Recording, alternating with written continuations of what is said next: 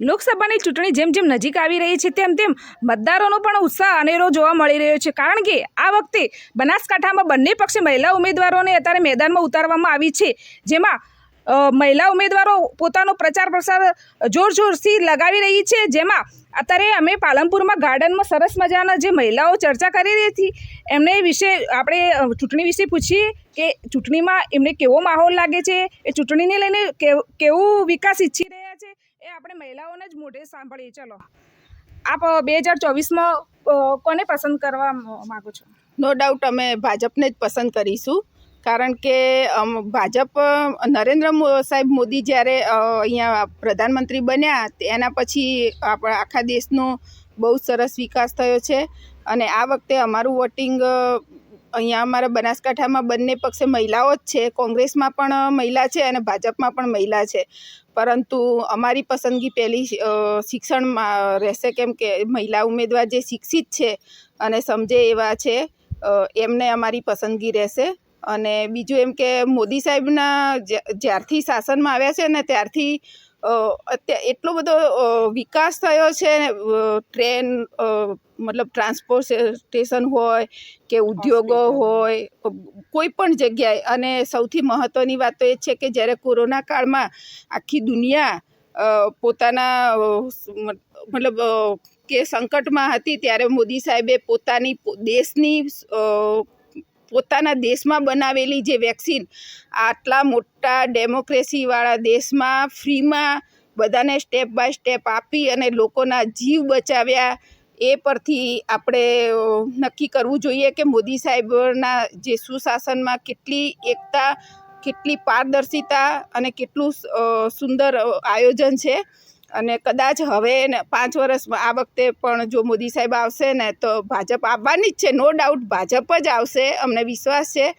પણ આ તો એમને કહ્યું છે કે આ ટેલર છે અને હજુ પિક્ચર તો અભી બાકી છે, તો હવે કેટલો સરસ અને કેવો સુંદર આખી દુનિયામાં ડંકો વાગે એવો કેવો સરસ વિકાસ થશે એ જોવા માટે અમે ભાજપને જ પસંદ કરીએ છીએ અને અમારો વોટ ભાજપને જ જશે। એક સુશાસન અને સુંદર દેશ બનાવવા માટે અમે ભાજપને જ પસંદ કરીએ છીએ।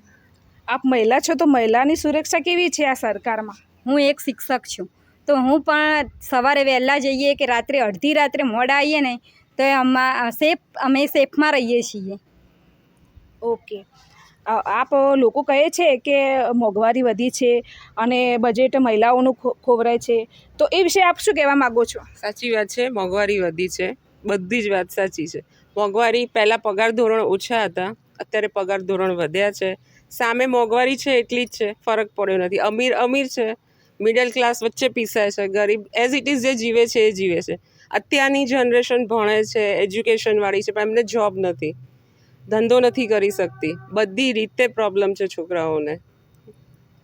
જે આપ સ્ટુડન્ટ છો તો સ્ટુડન્ટ તરીકે આપને કેવી સેફટી મળી રહે છે અહીંયા ભારતમાં? બેસ્ટ સેફટી છે, ચાહે તમે ભારતમાં રહો કે આઉટ ઓફ ઇન્ડિયા જાઓ, ગમે ત્યાં જાઓ, કોઈ બી સ્ટેટમાં આજે જ્યાં બીજેપી છે ત્યાં બહુ સારી સેફટી છે। રિસેન્ટલી જ આપણે જોઈએ, સાચી વાત છે, બેરોજગારી છે, બધું છે, એ 100% રહેશે, બિકોઝ આટલા 140 કરોડથી વધારે જનસંખ્યા છે દેશની અને વધી રહી છે કન્ટિન્યુઅસલી, તો એમાં 10-15 કરોડ બેરોજગાર છૂટી ગયા કે રહી ગયા, તો એના કારણે આપણે પોતે છીએ। આજે આપણે ભણશું નહીં, આજે આપણે કશું વિચારશું નહીં, કશું કરશું નહીં, તો આગળ વધશું બી નહીં ડેફિનેટલી। એ છે, રહેવાનું છે અને રહેશે। હવે જે ડિગ્રીમાં કન્ટિન્યુ આપણે MBBS જોઈ લઈએ, કન્ટિન્યુઅસ ભરાય છે, વધી રહી છે અને સીટો બી વધી રહી છે સામે એટલી અગર આગળ એડમિશન્સ વધે છે તો સીટો બી થાય છે ને રોજગાર વધે જ છે। અને એમ બી સરકારનો વાદો છે, દાવો છે, તો કરશે, એના માટે કશું તો કામ કરશે। હવે આપણે સેફટીની વાત કરીએ તો હું પોતે, કેમ કે આપણે ગુજરાતમાં નવરાત્રિ બેસ્ટ થાય છે, એ નવરાત્રિ તમે જોઈએ આપણે તો ભલે ટાઈમિંગ 1 વાગ્યા સુધી છે પણ 4 વાગ્યા સુધી કરવાની જ, પછી આપણે રખડવા જઈએ બહાર, ક્યાંય ચા નાસ્તો કંઈક કરવા જઈએ। આજે હું પોતે એઝ એન ગર્લ ગમે ત્યારે સવાર 4 વાગે બી ઘરે પાછી આવું કે 3 વાગે બી આવું તો મને કોઈ જાતનો કોઈ રોકટોક નથી, અને કોઈ મને કોઈ બોય જેમ હેરાન કરતું હોય કે પોલીસ હેરાન કરતી હોય, કશું જેવું નથી। ઇવન તમે ક્યાંક જાઓ તો પોલીસ તમને એટલું પૂછશે કે કંઈ બરાબર છે, કંઈ તકલીફ તો નથી, કંઈ લાઈક દેટ વે। મને નથી લાગતું કે જરાય out of Gujarat be, because હું ફરી નથી એટલો, તો મારા હિસાબે આઉટ ઓફ ગુજરાત બી એટલી જ સેફટી હશે।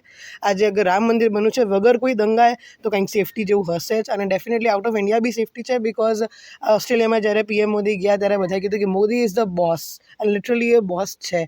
રશિયા યુક્રેન વોર હતું એને શાંત કરવા થયું નથી, બટ એટલીસ્ટ ઓછું કરવા માટે એટલા પેલું ડિવિડન્ડ કરવા માટે એમના તો આપણે નરેન્દ્ર મોદી જ ઉતાર્યા અને એમને જ બંને પક્ષ જોડે વાત કરી કે પ્લીઝ તમે આવું બધું મત કરો, કેમ કે એક દેશની અર્થવ્યવસ્થા એ વોરના કારણે બહુ થાય અને ઇવન ત્યાંના લોકો બી બહુ ઇશ્યુઝ ફેસ કરતા હોય છે. એના બી હું કહીશ કે મોદીજી આ વિશે બહુ જ સારી વસ્તુ કરી રહ્યા છે અને એમણે જ લાવવું જોઈએ, વર્ષો સુધી એમણે લાવવું જોઈએ, બિકોઝ એ નથી તો દેશનો કોઈ ગ્રોથ નથી. બિકોઝ ગ્રોથ માટે બેરોજગારી આ બધા વિષયો માટે આપણે મોદીને જ કરવું પડે, બિકોઝ દેશ આગળ સફર કરશે.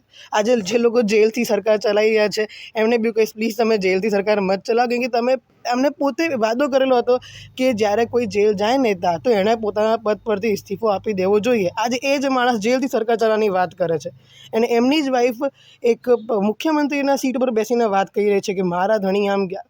એક વસ્તુ બહુ જ ખોટી છે. અમારા મોદીજીએ બી 9 કલાક ગુજરાતમાં 2002ના દંગામાં સફર કર્યું હતું, ત્યારે અમે નહોતું કીધું કે ભાઈ તમે ઈડી CBI અમારા ખિલાફ ઇસ્તેમાલ કરો છો, જે વિપક્ષ આજે કહે છે.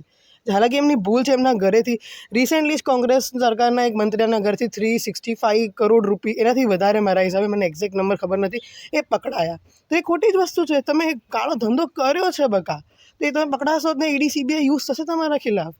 યુ કેન નોટ સે કે ભાઈ મારા ઘર આજે હું ચોરી કરું તો મારા ઘરે બી આવશે ઈડી CBI, કાં તો ગમે તે આવશે, પણ અમે કરતા નથી. તો અમને ખબર છે કે મોદીજી બહુ સારા છે ને એમણે જ આવવું જોઈએ. આજની કાલે ગમે તે કેટલાય વિપક્ષ કહેતો રહે કે અમે આ વખતે મોદી બહાર છે, આ 400 પાર છે, એ વસ્તુ સારું. આ વખતે વિપક્ષ બહાર છે, કોંગ્રેસ બહાર છે, આઉટ ઓફ ઇન્ડિયા, કોંગ્રેસ મુક્ત ભારત. ઓકે, આપણે જોયું કે અહીંયા મહિલાઓનો કેવો મિજાજ છે ચૂંટણીને લઈને.